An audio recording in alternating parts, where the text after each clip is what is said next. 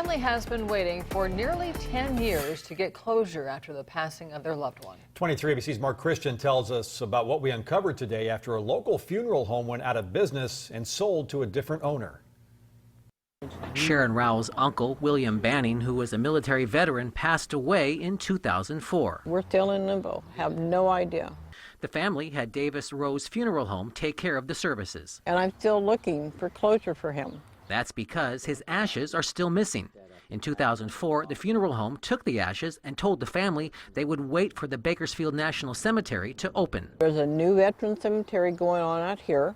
He said, I will hold on to him, and I promise you that I will bury him, have him buried there. Rowell kept checking the National Cemetery for her uncle's final resting place, and after a few years said she knew something was wrong. The Davis Rose Funeral Home sold the business to the Bakersfield Funeral Home more than a year ago. The new owners had no idea of the potential fraud they inherited. Some leftover cremains that we couldn't find anybody, so we turned them over to coroner's office. Rowell contacted the State Bureau, who started an investigation over the missing remains and was told other families also had missing remains. And I said, are you kidding me?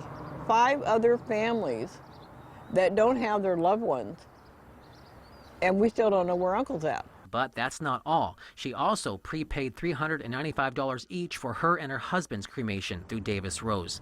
The plot thickens as the new owner found out. Funeral home's supposed to put those money in the trust account, and trust account was cashed out by Dr. Davis.